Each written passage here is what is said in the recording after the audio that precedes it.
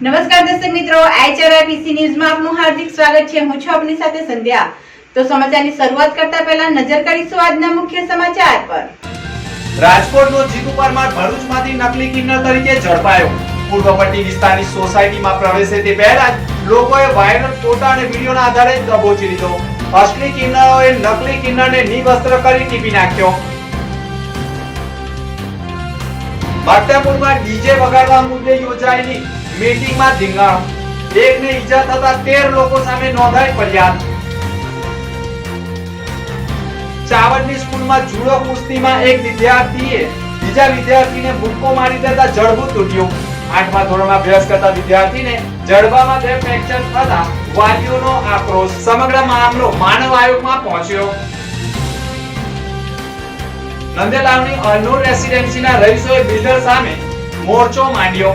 આજીવન મેન્ટેનન્સની બાહેધરી બાદ પણ રૂપિયા નહીં ભરતા વીજ અને પાણી કનેક્શન કપાતા લોકો મેદાનમાં। ભરૂચના ચાવજ ગામ નજીકની એક સ્કૂલમાં 4/12/2024ના રોજ ધોરણ 8ના વર્ગમાં પીટીનો વિષય હોય અને આ વિષયમાં 2 વિદ્યાર્થીઓ વચ્ચે જુડો કુસ્તીની તાલીમ ચાલી રહી હતી। તે દરમિયાન જ વિદ્યાર્થીના મોઢાના ભાગે જડબા ઉપર મૂકો મારી દેતા વિદ્યાર્થીનું જડબું તૂટી જતા જડબાના ભાગે 2 ફ્રેક્ચર થઈ ગયા હતા। સતત લોહી વહી રહ્યું હતું અને આ બાબતે શાળા શિક્ષકોને પણ જાણ કરવામાં આવી હતી, પરંતુ સામાન્ય ઈજા છે તેમ કહી બેસાડી રાખ્યો હોય અને પાણીના કોગળા પણ કરાવ્યા હતા। 2 કલાક પછી વાલીને જાણ કરતા વાલીએ સ્કૂલ ઉપર દોડી આવી બાળકને લોહી લુહાણ હાલતમાં જોઈ હૈયા ફાટક રુદન સાથે પગતળે જમીન ખસી ગઈ હોવાનો અનુભવ કર્યો હતો। આ બાબતે શાળા સંચાલકોને પૂછતા તેઓએ પણ કોઈ પણ જાતનો યોગ્ય જવાબ ન આપ્યો હોવાનો આક્ષેપ વાલીઓએ કર્યો છે। પોતાના ઈજાગ્રસ્ત બાળકને તાત્કાલિક સ્કૂલમાંથી લઈ જઈ હોસ્પિટલમાં લઈ ગયા હતા। તપાસ દરમિયાન એક્સરે કરવામાં આવતા બાળકના મોઢામાં ગંભીર પ્રકારના 2 ફ્રેક્ચર હોય, મોટા ભાગના દાંત હલી ગયેલા હોય અને બંને વિદ્યાર્થીઓ વચ્ચે કુસ્તીમાં બંને વિદ્યાર્થીઓને સેફટીના સાધનો પણ ન અપાયા હોય તેવા આક્ષેપો પણ કરવામાં આવ્યા હતા। ઈજાગ્રસ્તના પિતા શુભમ ચોકસે પોતાના બાળકની ગંભીર પ્રકારની હાલત જોઈ સારવાર કરાવી અને છેલ્લા 15 દિવસથી બાળક મોઢું ખોલી શકતો નથી। આ બાબતે શાળા સંચાલકો તરફથી પણ યોગ્ય જવાબ નહીં અપાતો હોવાનો આક્ષેપ તેઓએ કર્યો છે, પરંતુ મામલો ભરૂચ જિલ્લા શિક્ષણ અધિકારી સ્વાતિબા રાઉલજી સુધી જતા તેઓએ પણ સ્થળ ઉપર તપાસ કરતા શાળા સંચાલકોએ માફી માંગી હોવાના અહેવાલો મળ્યા છે। આ વિદ્યાર્થીને જડબામાં ફ્રેક્ચર હોય, સતત લોહી વહેતું હોવાના મામલે આખરે મીડિયા પણ સ્થળ ઉપર પહોંચ્યું હતું અને સ્કૂલમાં તપાસ કરવામાં આવતા જે તે સમયે સીસીટીવી ફૂટેજ મેન્ટેનન્સના કારણે બંધ હોવાનું કહ્યું હતું। આ સમગ્ર મામલે શાળા સંચાલકોએ પણ કંઈ જ કહેવાનું ટાળ્યું હતું, પરંતુ જુડો કુસ્તીમાં માત્ર એક્શન એટલે કે એક્ટિંગ જ કરવાની હોય છે, ત્યારે તેને જડબામાં મૂકો કેવી રીતે વાગી ગયો તે પણ ગંભીર બાબત છે। આ સમગ્ર મામલો હાલ તો વાલીએ માનવ આયોગમાં દાખલ કર્યો છે અને તેમાં પણ શાળા સંચાલકો ઉપર गंभीर आक्षेप કર્યા હોવાના અહેવાલો મળી રહ્યા છે।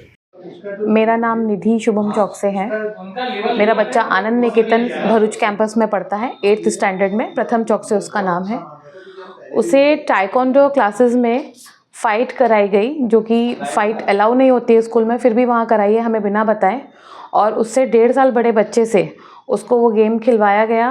उसको चोट लगी, बच्चे ने 360 डिग्री किक किया, उसे बहुत ज़ोर से हिट किया कि उसके पूरे जबड़े में फ्रैक्चर हो गया है। 2 फ्रैक्चर आए हैं, एक यहाँ। और उसका 1 महीने के लिए पूरा मुंह बंद हो गया है बच्चे का, उसका खाना मुश्किल हो गया है।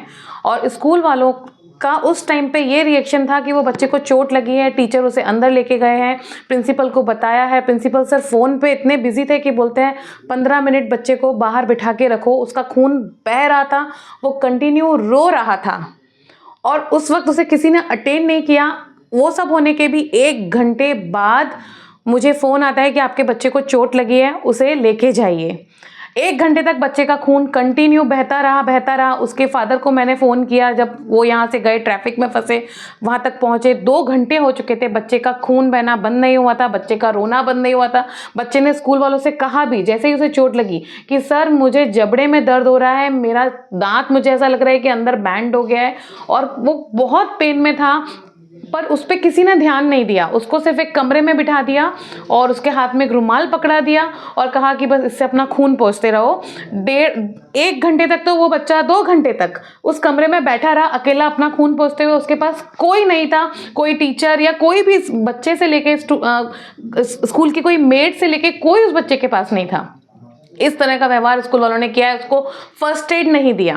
पहली बात, जैसे उसको चोट लगी उसे फर्स्ट एड किसी ने भी, कोई ज़रूरी नहीं समझा कि 108 को कॉल कर दें या गाड़ी लेके खुद ही उस बच्चे को चले जाएं, डॉक्टर के पास दिखा लाएं, कोई पेन किलर दे दे, किसी भी तरह का एक्शन स्कूल वालों ने नहीं लिया।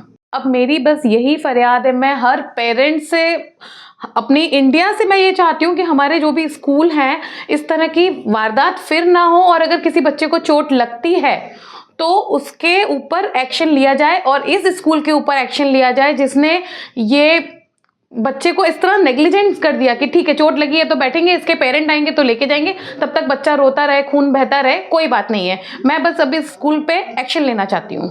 ભરૂચના પૂર્વ પટ્ટી વિસ્તારમાં જાડેશ્વર ચોકડીથી માંડી જનોર સુધીના ગામોમાં સોસાયટી વિસ્તારોમાં નકલી કિન્નર લોકોના ઘરમાં પ્રવેશી વસીકરણ કરી 10,000થી 30,000 સુધીની રકમ પડાવી છેતરપિંડી કરતા હોવાની ફરિયાદો મળી હતી, જે ભોગ બનનારાઓએ અસલી કિન્નરોને કરી હતી અને એક ઘરમાં તો નકલી કિન્નર સીસીટીવી કેમેરામાં કેદ પણ થઈ ગયા હતા। નકલી કિન્નરને પોલીસ ઝડપી પાડે તે પહેલા જ પૂર્વ પટ્ટીના તવરા રોડ ઉપરની શુભમ વિલાસ સોસાયટીમાં કોઈના ઘરે બાળક આવ્યું છે તેમ કહી પૂછવા જતાં જ વાયરલ ફોટોના આધારે નકલી કિન્નર હોવાનું સોસાયટીના લોકોના ધ્યાને આવતે તેને તાત્કાલિક પકડી અસલી કિન્નરોને જાણ કરવામાં આવી હતી। નકલી કિન્નરને અસલી કિન્નરોએ લાકડીના સપાટા લાફા વાળી અને નિવસ્ત્ર કરી નાખ્યો હતો। તેને ઢોળ માર મારતા પોલીસને જાણ કરવામાં આવતા પોલીસ પણ દોડી આવી હતી અને નકલી કિન્નર તરીકે ફરનારને લોકટોળાને જોઈને પોતે કપડાં ઉતારી નાખી પુરુષ હોવાનો પુરાવો રજૂ કર્યો હતો।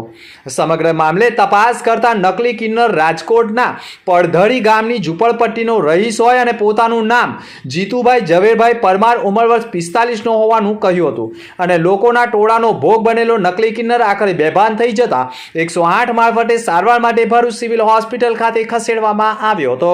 ગુજરાતના પનોતા પુત્ર વડાપ્રધાનના પ્રયાસોથી સમગ્ર વિશ્વમાં 21મી જૂનના દિવસને આંતરરાષ્ટ્રીય યોગ દિવસ તરીકે ઉજવવામાં આવે છે, જેના ભાગરૂપે રમતગમત વિભાગ હેઠળ ગુજરાત રાજ્ય યોગ બોર્ડની રચના કરવામાં આવેલી છે, જેનો હેતુ સમગ્ર ગુજરાતના લોકો નિરોગી રહે અને રાજ્યના દરેક નાગરિકને સ્વસ્થ જીવનશૈલી અને નિરોગી જીવન જીવવા માટે પ્રોત્સાહિત કરાયા છે।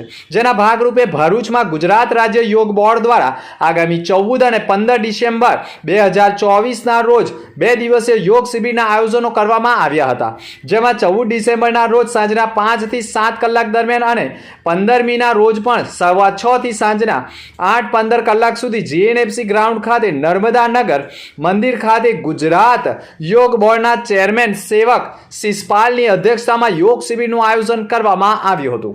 રાષ્ટ્રીય સ્વયંસેવક સંઘની ભરૂચની પર્યાવરણ સંરક્ષણ ગતિવિધિના માધ્યમથી અને સમાજના વિવિધ સંગઠનોનો સજ્જનો અને જાગૃત નાગરિકોના પ્રયાગ માટે ખાસ યોજાનારા મહાકુંભમાં પ્લાસ્ટિક મુક્ત કુંભ બને એટલે કે હરિત કુંભ તેવા વિષયને લઈને એક અભિયાન હાથ ધરાયું હતું, જેમાં સમાજના વિવિધ સંગઠનો જાગૃત નાગરિકો દ્વારા મહાકુંભમાં મોકલવા માટે એક સ્ટીલની થાળી અને સાથે થેલી આપવામાં આવી, જેમાં સમાજે ખૂબ ઉત્સાહપૂર્વક પોતાનું યોગદાન આપ્યું અને જેના માધ્યમથી ભરૂચ જિલ્લામાં 15,260 જેટલી સ્ટીલની થાળી અને થેલી પ્રયાગરાજ કુંભમાં મોકલવામાં આવી। આ અભિયાનમાં 50 જેટલા કાર્યકર્તાઓ અને સમાજની વિવિધ સોસાયટીઓ અને પરિવારો જોડાયા। ભરૂચ જિલ્લાના બધા જ તાલુકાઓમાંથી સમાજનો સહયોગ રહ્યો અને પ્લાસ્ટિક મુક્ત કુંભ એટલે કે હરિત કુંભ બને તેની માટે સમાજે ખૂબ ઉત્સાહથી પોતાનું યોગદાન આપ્યું